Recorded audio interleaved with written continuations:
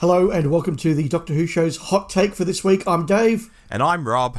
And I apologise, we're coming to you a day later than we ideally would. It's entirely my fault, but we're back here now, ready to talk about Lucky Day, episode 4 of series 2 of whatever this thing is. Yeah, Dave, here we are, 24 hours on. This is strange territory for us because we normally record in a vacuum, and we're one of the first, 2 or 3 podcasts for Doctor Who in the world to go out. So this is really strange to be here a day later. A day later, Dave. Yes, but I have literally only watched this about 17 minutes ago. You, Rob, watched it yesterday. Have you watched it again? No. Okay. I've made my notes in isolation. I've kept a low profile on social, so I've tried to keep it as fresh as I can, but I did watch it when it dropped at 5 p.m. here in Australia, 8 a.m. in the UK. Yes. No, fair enough. So Rob's had a bit of a delay. This might as well be Saturday afternoon for me. I've literally just watched it, haven't seen anything on social media. So all of that, good, done, whatever. Right, background done. Rob. Yes. What do you think of Lucky Day? Dave, I have a word of the week if you want to go there first. Oh, yeah, we usually do that, don't we? We do. What's your word of the week? Before I get started, my word of the week is purlieu. My word of the week is floss. Okay. Onto the story then. I was really surprised, Dave, that this was Dr. Light. In the first season, it was by necessity that we had a Dr. Light story, 73 yards, but to build in another in an already short season when we didn't have to, because I believe they had access to Shooty for the whole season. I mean, a listener had even asked me earlier in the leak, is that going to be a Dr. Light episode? Because, Russell's doing this sort of OCD like-for-like thing with season 1, where everything seems to be mirroring season 1, and it was the 4th story last year where it was Dr. Light. And I was like, nah, mate, they're not going to do that. That would be bizarre. And yet here we were, Dr. Light. Dr. Light, I mean, that's almost an understatement. It's it's incredibly light. But what did you think of it, Rob? You've explained what it was. What did you think of it? Oh, look, I think this was so close to being really good, and I have a couple of things that tripped it up. Can I say any more without getting into details? Probably not. So what did you think? I don't think that this was a bad episode of Doctor Who. Mm-hmm. But it was an episode of Doctor Who that left me completely unengaged. I found it very, very flat. Oh. And there are a number of reasons for that. Many of them are my problem and my fault. Okay. And so probably more about me than the episode. But I was fundamentally unengaged by this episode. Interesting.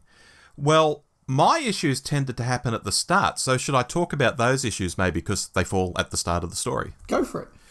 I was thrown off, Dave, with the kid at the start when Conrad is a young boy.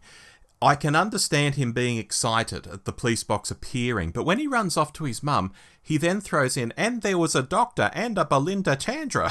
as if that would mean something to him, as if those names meant something. They wouldn't mean something. They're just names he's heard once. The big deal is surely the magical box, not some randos. So that just didn't ring true. And looking back at it now, I think they over-egged the dialogue there to justify how Conrad remembers Belinda's name so that many, many, many years later he can ask the doctor, have you met Belinda Chandra yet? Which is a whole other issue because it means he does believe in time travel, but we won't go down that rabbit hole yet. And I was still trying to quieten my brain down when the grown Conrad invites Ruby onto his podcast. And she goes onto his show and she starts talking about how aliens are real. And, okay, she's not going to give away everything about UNIT, but just the sheer act of going on the podcast at all and what she says, I was sitting there just shouting at the TV, for sake. Like, it didn't feel realistic to what this character would do in universe. I was kind of thrown out of the episode there. Then it became this lovey-dovey thing and I was thinking, oh my God, am I going to hate this? But then the episode turned. One of the things that fell flat for me was the lovey-dovey part of the episode. Okay. I'm just completely indifferent to Ruby's family. I mean, they're nice, they're good characters, but I don't watch Doctor Who for soap. Yeah. I'm not somebody who's really into that, so that left me a bit cold. Her going out on some dates was frankly uninteresting to me. I don't watch Doctor Who to see people go on dates. I don't really watch many shows to see people go on dates, frankly. That's, I'm not really a soap fan, so that left me cold. And then there was a number of things in the second half that we'll discuss that also left me cold. But I was sort of sitting there after about 15, 20 minutes just saying, look, this is all very well written and it's all very nice and it's well acted and it's perfectly fine TV. This is not bad TV, but I'm completely uninterested in the fact that Ruby's going on a date with a podcaster, and the fact that he's sort of into the Doctor and hunting down the Doctor, I thought, well, I've seen this a couple of times before. So it wasn't even sort of new or interesting or different. It's sort of like, I've seen all this before. It's fine, but... You didn't find it weird that she goes on this podcast and is like, oh yeah, I work at UNIT, and yes, aliens are real, and blah, blah, blah, blah, blah. Like, that was just bizarre. I didn't find it bizarre in the moment because I thought it was going to go in a particular direction. I thought it was going to be something about the way that Ruby is coping with the Doctor leaving, and maybe she's now becoming a bit angry about it, or maybe she's trying to draw attention to something. I thought maybe it was going to go somewhere. So in the moment, I wasn't sitting there going, this makes no sense. Having seen that actually that was nothing to do with her motivation, yes, now you put it to me, yes, it probably does make quite little sense. Yeah, I mean, how hard would it have been to have Conrad grow up as this Doctor obsessive? And yes, as you say, we've seen it before. I don't know, Clive in Series 1, even Amy Pond is a sort of a Doctor obsessive. And, yeah, Elton in Love and Monsters. Oh, of course, yep. And he has a podcast about weird stuff, and he's a bit of a crank. Okay, that's all cool. But surely you'd have him pursuing Ruby, you know, come on my show. And she's like, nah, sorry, I've got nothing to tell you. And he tries a number of times. Maybe he takes her for a coffee. Maybe he takes her for dinner. He's trying to get her on the show. And she still says, no, I'm not going on the show. But through those interactions, they form a relationship and they start going out. That would be a much more realistic way. He could still be a podcaster. They could still go on dates. They could still end up in the relationship. But I think that would just play so much better, at least in my head, than Ruby saying, yes, I work for this secret organisation. Yes, aliens are real. Like off. Someone would not do that. So that leads me to another problem that I had with the episode, which is just a whole bunch of people acting in really bizarre ways. And I think it dovetails into my final concern with the episode, which is a criticism I had of Robot Revolution that I'm bringing back here now. And that is, this episode seemed to be aimed very much at people who are very online. People who are following TikToks and live streams and getting into online flame wars and all the rest of it. Now this was something I'm more familiar with than incel culture, which we'll talk about in our season wrap episode in a month or so's time. I've been interested to hear different podcast takes on that and probably learned a bit more and the context of it. But, you know, I'm aware that, you know, these things go on. I'm aware of, you know, hashtag nonsense, you know, things trending and people lying on the internet and whole movements around debunking this, that and the other, you know, whether it's clouds and... you know, all that sort of thing. Chemtrails and chemtrails, that's the word I'm looking for. Like, I'm aware that this thing all exists. I'm aware of the whole, you know, Obama's really a woman and Trump's really an alien, and you know, you know, I know this exists, but I don't at all follow it. As I say, I'm not on a lot of these live streams. I'm not on any of these live streaming social media platforms, so it felt very like something I'm just aware of, but not really into, not really super aware of. But the problem was, if you're trying to tell an episode about not lying on the internet and not using conspiracy theories and lies to weaponize hatred, which, let's be honest, we don't need to sort of work out, is that the intention of the author? Because the author came on screen and gave us an author's point of view at the end. So, we know what the message of this episode was. The author put it in the Doctor's mouth and had him give it to us as a monologue. But I think if you're going to do that, you can't make the good guys idiots and the bad guy sometimes right. Particularly, if I may keep going, Rob, yeah, sure. The confrontation that he had with UNIT, where Kate Lethbridge-Stewart just acts in a completely unbelievable way. She's not in control. She's blown back. Kind of almost scared. I'm saying, this is not the commander of UNIT. What's going on? But then when she does call his bluff and arrest him, and I'm going, hang on. A, since when did the military have the power to arrest anybody in the United Kingdom? And B, what is he being arrested for? And I just thought, well, yeah, now UNIT have proved they are actually the baddies, because I'm not a conspiracy nut, but sorry, the military arresting somebody for being a bit of a dick is a very bad thing, and I would be pissed off about that if it happened here as well. In fact, I often get pissed off for people being arrested for things that are not actually crimes, and if you're in the UK, I think that's a bit of a bigger problem. Won't get down that rabbit hole, but at that moment I've just gone, UNIT actually are being dicks right now. They are acting well outside the law as I understand it. And so now this guy's right. And I thought, this is not selling the message that I think Pete McTighe as the writer wants to sell. Well, that was going to be my question. Do you think that is his message, or is it another case like Kablam, where we come away from it and people are like, oh my God, he's defending Space Amazon, and I don't think that was his intention. Yeah, now that you put it to me, I do remember a lot of controversy around Kablam, which I've got to say is one of my favourite episodes of the Jodie Whittaker era. I really like Kablam. But I do remember a lot of controversy about, his message was this, no, it was this, no, it was this, and this is a good man. And I think maybe that's why he was maybe a little stung by that, and that's why we literally do get the Masters of the Universe. Now, kids, the message today is don't be mean on the internet. Maybe that's why he made it so absolutely explicit at the end what his message was, but I think he completely misfired in what he was trying to say because of the way UNIT acted. Yeah, well, this idea of conspiracy theorists spreading disinformation, the kind of people who claim black is white and up is down, you can't tell if they truly believe it or if it's all just a front. And I say that because Conrad, at 8, saw the Doctor and Belinda, and he saw the TARDIS vanish, and years later he sees the Doctor and Ruby, and he sees the TARDIS disappear. Then he starts dating Ruby, she tells him all these stories. And after all that, he's still acting as though it's still all fake. And I'm thinking, oh, really, dude? Which is how I react to people in real life. Like, are you really stupid up there, or is this an act? And I think it started to lose it a bit in the story towards the end. I don't think it could have taken another 5 to 10 minutes of this, because I was really starting to question. Here he is in Avengers Tower, and he's killing people to show his audience what UNIT's about. Or has he just lost his mind? Because let's face it, he's killing people, like I said. Or is he here for revenge because he didn't get the job? Maybe it's all three things. Like, I leaned towards him still wanting to reveal UNIT, but I was growing more and more unsure by the minute because it was escalating and there was no explanation of what was really driving him 100%. Did he believe? Did he really not believe? I don't know. The storyline started to get really creaky, and I think it might have fallen over given any more screen time, actually. Yeah, I think one of the tells for that was the exchange that Ruby had where they did talk about the fact that he'd lied about his mother and his mother's real and he just wants attention and fame and money and all the rest of that. And I took that to indicate that maybe this is one of those personalities, online personalities, for whom it's always a bit of a shtick.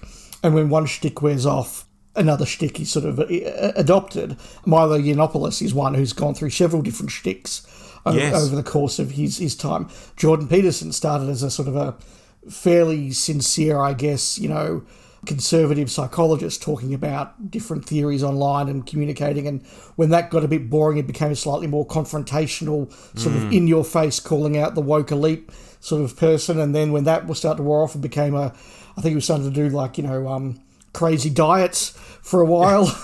There are these personalities that when the shtick wears off, they go and find another shtick. And so Russell Brand was a massive lefty, then he became a right-wing conservative, and now he's, an evangelical sort of Christian. Yes, and now they're going to throw the bookie wook at him, I believe. So, yeah. Nice. Thank you. Yeah, like these personalities are people that, we're all familiar with different ones, but they have a shtick. And they just keep reinventing themselves to do that. So I did sort of wonder whether we are meant to take away from that Conrad actually doesn't believe much at all, other than what's useful to get him clicks and downloads and Patreon accounts. Yep, fair. I want to talk a bit about the ending, Rob. Okay. First of all, the device of showing the disbeliever what's actually really bad, making him fear for his life, was straight out of a short story written by Robert Mamoni from 42 to Doomsday back in about 1995. So well done, Robert, for predicting Doctor Who 30 years early. Look, I like the idea of it, but two problems. And so the execution was good. The execution was very dark and very well done. So well done. But two problems. One, it's not all that threatening when we've established that the guy being threatened is a dick we're not meant to care about. So I wasn't sort of going, oh my God, something might get Conrad. It's like, yeah, someone might get Conrad. We're not meant to like him. I don't like him. Okay. The other thing was, and this perhaps goes back to the point you were making, Rob, I'm not quite sure what UNIT's motivation here was. Because through the Pertwee era, the Tom Baker era, it was all about trying to keep UNIT under wraps. And there'll be, D notices put out, there'll be cover stories put out. The whole exchange about, the Loch Ness Monster, nobody really saw it and we're just sort of going to pretend it didn't happen. All of that sort of thing was very much the shtick. UNIT's a secret intelligence task force. And we don't want people to know that aliens exist. Now the new series has sort of said that, I think it's, from the Slovene invasion, people are aware that aliens are out there, and then we heard the Dalek invasion, all the rest of it.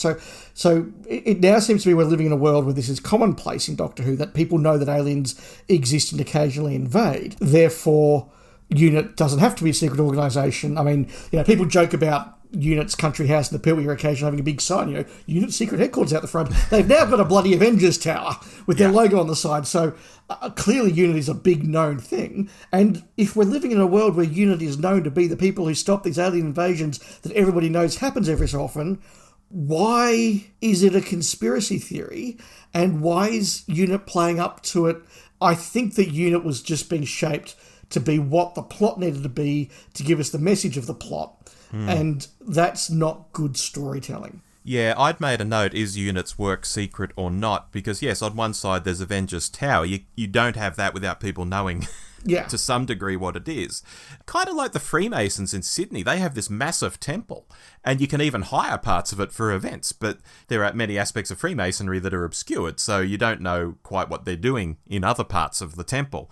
Maybe it's a bit like that, but yeah, I take your point, and I felt it was quite different to how it's been presented in the rest of New Who, actually. Yeah, I'm not saying it was bad, in that the episode flowed perfectly well, and as a series of adventure beats, it was fine. I just had these continual nagging sort of voices in my head going, well, why are they doing that, and how does that work, and why is it... And that just left me very, very flat. So I just don't think that it worked all that well, any of those sort of plot streams. Well, talking about that ending and you mentioning Rob 42 to Doomsday, I've got to say I'm not the biggest Kate Lethbridge-Stewart fan in the world, but I actually liked her in this, and it was because of the steel in her spine when she let the creature menace that guy. I thought that was actually very Brigadier, which was perhaps appropriate as the guy flat out dissed her dad and she wasn't going to, have it. And it was the second time in the episode we had a really brutal put down of some asshole. In the pub, we had that guy complain to Ruby, oh, who put you in charge? And she's like, okay, big man, go outside for a breath of fresh air, eh? That was a very good moment, yes. I thought that was great, because you get those dickheads in real life who'll say something, and you've just got no time or patience for their bullshit, and you just cut them down with a single line and move on. You don't break a sweat, because you just don't want to waste time on them. I do that in real life, so I appreciate what Ruby did there. And then at Avengers Tower, you've got this jerk who doesn't want to believe any of UNIT's exploits. And Kate's exasperated. She's like, okay, fine. Say hello to the Shreek, dickhead.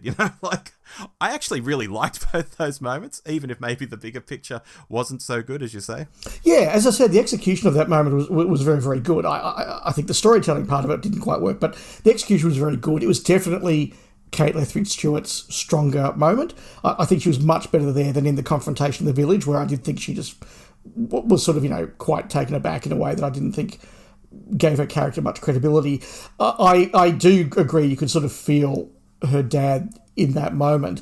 What was a shame is the fact that we had to keep lampshading that. And it's very, very obvious that Pete McTighe is a fan who's grown up with the show in a similar era to what we did, and just sort of can't help but putting that, by the way, my dad's awesome. Did you know my dad was awesome? My dad was awesome.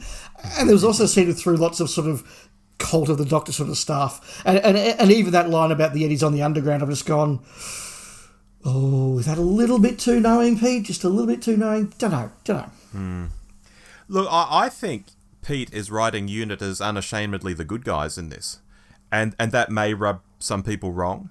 I think some people liked when UNIT went all, fash early in the years of New Who. They might think that that's what UNIT's meant to be, and it's not meant to be trusted, which is how this sort of came to you, watching it, Dave.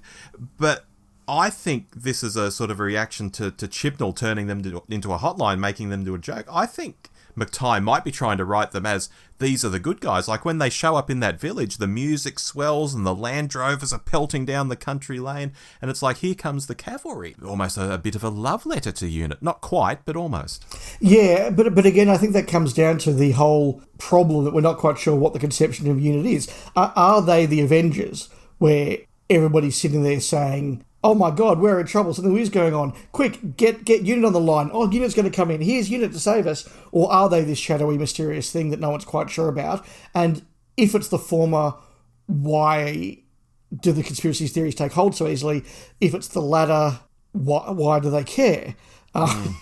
Well, speaking of groups, Conrad's from Think Tank, which is obviously a callback to Robot. Yes. Surely it's meant to be the same group, or at the very least a group that's picked up the name and is using it again, maybe with different intentions, different sort of leadership. Maybe. It sort of gives you all these delicious ideas that maybe over the years the Brigadier might have even told Kate about them. And now she's got one of them in headquarters and she's thinking, oh, it's one of you mad guys. Oh, God. Okay. And this is why I sort of was thinking through the episode that there was going to be a further twist where Conrad was a part of something more than just a, podcast. Not the podcast. He still might be. Look, maybe there's going to be a payoff, but I got the feeling from the very, very last scene that if he's coming back, it's because he's been recruited into a bigger conspiracy, not because he was part of it initially. That moment where the recurring character came to let him out of jail didn't feel like that moment in Babylon 5 where, they come to take Garibaldi's aide out of prison and it's like, we know you're with us, come on, let's go. It felt more like, hey, I'm going to try and recruit you. But I think it would have worked better if he had been part of something that actually was working to undermine UNIT for a reason, or rescue their colleague from UNIT, or their fellow monster from UNIT, or something. I just feel it was so busy trying to make a point it forgot to make the story work. And I've long said that, absolutely Doctor Who can have messages and be political and all the rest of it. Of course it can.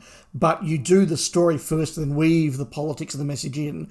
This feels like, whether it came from Pete McTire, it came from RTD, but we're going to do a thing about idiots on the internet and hashtag conspiracy. Now write the story. I don't know. It felt like bad RTD writing. It felt like years and years of like, I'm going to make a point and the story is subservient to the point. Well, maybe it's because it's being shoehorned into something bigger. I mean, the way he's let out of prison at the end, I think that's leading into something. He has the line, "I don't accept your reality," to the Doctor, and while that might make Doctor Who fans think of one thing from the classic era, I think the finale is going to be called The Reality War. So is it tying into that? We had the line about Mel's on her way to Sydney, there's something strange in the harbour. That could have been a funny line in itself, or could it be the first hint we have at War Between Land and the Sea? I don't know. Could this be all playing into bigger stuff that's going to happen? I don't know. Yeah, and look, this is a hot take, so we're just going, we don't know. Yeah, exactly. Rob, you mentioned before this is a Doctor so light he's barely in it episode. Yeah. But unusually, it didn't have the companion in it either. Well, that's right. So I've got even less to say about Varida, as unlike last year's Dr. Light, where the companion got all the airtime, Varida got bumped for Millie. Millie came back and got all the airtime. So I've got literally nothing to say about Varida. I've got a little to say about Shooty, but yeah, quite right. Yeah, and look, I thought Millie Gibson was good as always. She's a very capable actress. I'm far more interested in Varida's character than I am in Millie's character. So this was a bit of a disappointment for me, just as we're trying to see where Belinda's going, to suddenly lose anything from her and go back to a character that I think is very well performed but not that engaging, just added to my levels of unengagement with the episode, I'm afraid. Again, not bad. Very, very well done, well performed. I'm just indifferent. Okay, fair. In terms of Shooty, the scene at the end where he envelops Conrad in the TARDIS and has some words with him and even tells him his own future and how he's going to die pretty horribly, I was thinking to myself, that's not very Doctorish, but in a good sort of way. I mean, we had the moment earlier in the season in Robot Revolution where the Doctor celebrated an egg and a sperm being killed with some high kicks and whoops. That was undoctorish in a bad way. I still can't believe that made it into an episode. But this was undoctorish in a way because, quite simply, the Doctor doesn't normally work like this. He normally has some compassion for people, even enemies. He doesn't tell people their futures, but this guy seemed to tick him off so bad. He was pretty brutal here, and it was undoctorish, but again, in a good way for me. Yeah, again, and maybe this is just again a reflection of the fact that I'm just not that online in a lot of these things. But of all the things for the Doctor to suddenly go, you know, we're used to the Doctor being about, I can redeem you, I can change you, I can show you the error of your ways, everyone deserves a second chance. But you know the offence that's so bad, Rob, that the Doctor doesn't want to redeem you and he just wants you to rot in jail? It's being mean on the internet. And I'm just, you know, not convinced that aliens invading worlds and space fascists and all of the rest of it, they get a chance at redemption. But the guy who's a bit mean on the internet, he's irredeemable. I just thought, am I missing something here? No, you're not. Should I care about this more? Maybe I should. And this is why I say maybe the problem with this episode is me. I'm very, very open to it just being about me, because I just don't care if somebody's being a conspiracy knob on the internet. I just don't read them. I just don't listen to their podcast. And I get on with my life.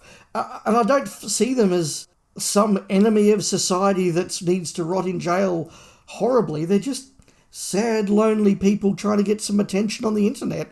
Why do I care? I don't know. Maybe it's just me. You're not wrong in this. What you're saying is absolutely right.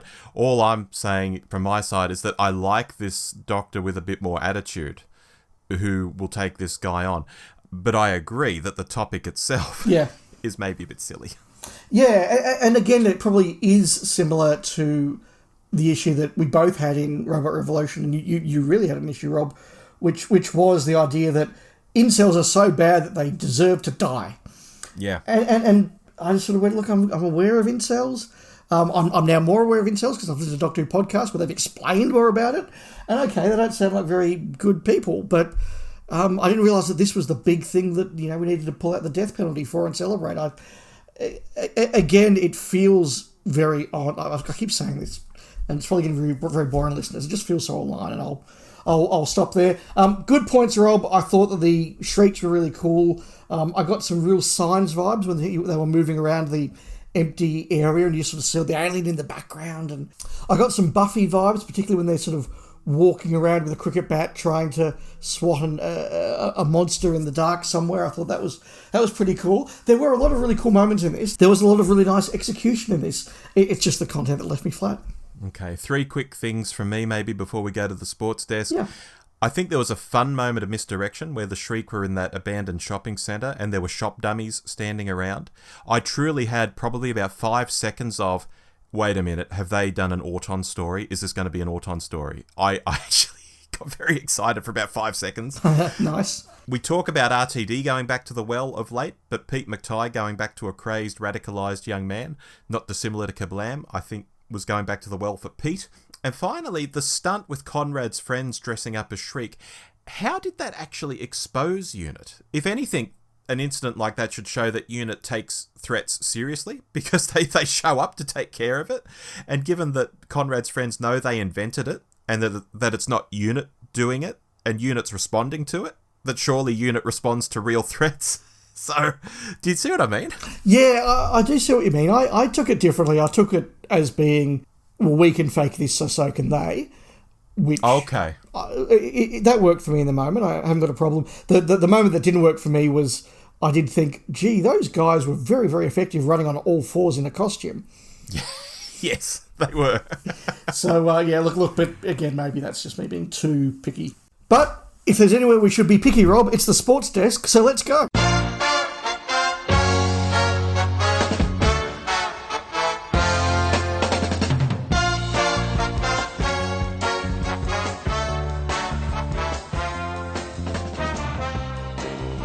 Rob, here we are to talk about our word of the week, our play of the week, foul, and player of the week. Start off with telling us about your word of the week, Rob. Yes, my word was purlieu, and you can tell I've had 24 hours to think about this because it's a much more clever word than I normally have. A purlieu is an area near something or surrounding it, Dave, and I think this episode was very near to being very good and very solid. So, purlieu. My word of the week was floss, as in fairy floss, as in this was very sugary, very nice, but was there any real substance to it? I certainly don't think there was as much substance as the production team thought they were delivering, certainly not from my point of view, and also a play on the fact that the doctor tricked Ruby into saying that the medicine tasted like fairy floss. Very nice. Keep going, Rob, please, with your play of the week. We are not going to get a snap on this, Dave. It's something I mentioned earlier, and it's actually Shooty confronting Conrad in his cell and giving it to him. Because he never raises his voice. He doesn't get angry in the traditional sense, but he still gives it to the guy. I used to have a maths teacher like that. He could just destroy you by talking to you. And I thought Shooty's acting there was really good. I take on board all your comments about what's happening in the bigger sense and about the Doctor getting angry at someone for saying mean stuff online or on a podcast. But in terms of Shooty's acting there, I thought that was a really good scene. I'm glad you said that, Rob, because although I'm absolutely not going to snap with you, I'll tell you that. Yes. I think that really does sum up in microcosm this episode for me. It absolutely was a really good performance that was well written. I just didn't care about the content. There you go. My play of the week I'm giving to the scene in the pub where everything starts to go a little bit weird and a little bit desperate. Mm-hmm. It was dark. It was creepy. I was at that point convinced. I was at that point going, great. After 20 minutes of just sort of lovey-dovey, boring stuff, again, says more about me than the show, I think, I thought, right, we're now going to get a monster. We've now got something going on in an English village. Again, Pete McTighe's one of us. Of course, Doctor Who's set in an English village. So I thought it was really, really effective and just really, really good. Great. I'm going to keep going with my foul of the week because it's literally the next scene, which is that confrontation between the podcasters and Unit, where I just thought Kate's reaction was so poor and Unit's reaction was so inappropriate that it almost, if anything, proved that Conrad was right, that Unit does just arbitrarily use powers they shouldn't have for reasons they shouldn't do. And I thought that was just such a badly written and executed scene in an episode that otherwise was very well made. Okay. Rob, what was your foul? It's another thing I mentioned earlier, so I'll be brief. I think Conrad was introduced in a really clumsy way. He has a very brief reason to being totally obsessed with the Doctor. You know, nothing like little Amelia Pond, who hangs out with Matt Smith for a period of time to get hooked on him. Conrad has nothing like that. And then Ruby going on the podcast in the way she does, it just doesn't ring true for me at all. Again, him pursuing her to be on the podcast and her refusing and some back and forth forming their relationship would have been much more realistic to my mind. Yeah, there was an odd scene, particularly the way he snatches the coin and runs. I just thought, is there something more to this? Yeah, okay, fair enough. Yeah, what was that? Yeah. Keep going, Rob. Your player of the week. I think this is an episode where we're meant to say, gosh, didn't Millie own it? Isn't Millie great? But I didn't actually feel what she was selling in this, or what I think they wanted us to feel she was selling in this. And I'm also getting so ticked off with this weird way that I mentioned earlier that RTD's following the Season 1 playbook. It's episode 4, so it must be Dr. Light. We must do a Ruby Sunday story. So I'm going to be really contrary and not giving it to who I think we're expected to praise. And I'm going to give it to Kate Stewart. I like the cut of her jib here, Dave. I liked her having a spine. I like the idea that without the Doctor around to temper her emotions, she can go in a bit hard. I liked that Geneva was going to be upset, and yet Kate couldn't give a shit. I also liked how Geneva was mentioned at all. That was a pretty cheeky insert, given that the UN aspect of Unit has actually been removed in the modern series. Oh, yeah, but Pete McTighe sort of levered that in, that, Geneva won't be happy. Yeah, I liked that. That gets my MVP. Look, I am going to be predictable. I am going to give Player of the Week to Millie Gibson. Okay. Look, she did a very good performance. She is a very good actress, and I think that the actress does rise above the flatness of the character, so I give it to her. But also, frankly, there was no one else in the episode I was all that particularly enamoured with. I think the chap who played Conrad, who I quickly looked up at the end of this episode because I thought he looked very familiar, but I don't think he's been in anything I've seen. So okay. I think he's just, guy who looks like generic guy on TV these days. Mm-hmm. He's sort of the AI generated, show me a popular leading man on TV these days and they'll give you that. I didn't think he was particularly brilliant. He was fine, but not brilliant. So yeah, Millie by default. Okay, that's very fair. Rob, summary and score. Yeah, for a score, Dave, I'm giving this 7.5 out of 10 because I think it's absolutely better than Robot Revolution, but I don't think it got over the top of the last two episodes, which I both gave 8s. It's close. It's really close. I'm actually surprised I'm not giving it an 8, so that might give people an idea where I'm thinking, but I'm sticking with 7.5. Yeah, I'm just going to cut the difference on this one and give it a C, which is sort of a genuinely, deliberately middling score, because there's things that were good in the production, there were things that just completely failed for me in the script. The performances sort of meandered between pretty good to pretty ordinary. I'm giving it a C because I didn't hate it, didn't love it. It was just a thing that was there that I found fault with. Is that below Robot Revolution for you? Yeah, it is. Wow. Yeah, Okay. I think this is my weakest of the season so far, because although I didn't love Robot Revolution, it was a perfectly acceptable adventure. This left me properly flat. Okay. Not bad, didn't hate it, just flat. Interesting. Do you think we'll see Conrad again? Because I do. I'm not sure, because there have been a number of people who turned up in the first series of Shitty's tenure that we all thought were going to come back and didn't. So I'm actually not too sure. Just to be contrarian, Rob, I'm going to say no. Okay. That way one of us will be wrong. Okay, because Mrs. Flood declaring that she's the governor kind of plays into my theory of who Mrs. Flood is. And I know we haven't been discussing that on the podcast because you're not particularly interested with them doing the whole Susan Triad thing all over again. Yeah. But I've been dallying with it elsewhere, and we have one particular listener, Ozgrouch, on Bluesky. We've had some DMs. I've told him who I think Mrs. Flood is, and he'll back me up if I'm right. Okay, fair enough. Next week, Dave, the story and the engine. In Lagos, the mysterious barber reigns supreme. The Doctor discovers a world where stories have power, but can he stop the spider and its deadly web of revenge? I hope this isn't going to be another Pantheon story. I'm thinking it might be. Well, we'll find out in 6 days' time. Yes, we will. But until then, I've been Dave. And I've been Rob. And we'll speak again soon. Bye-bye. Goodbye.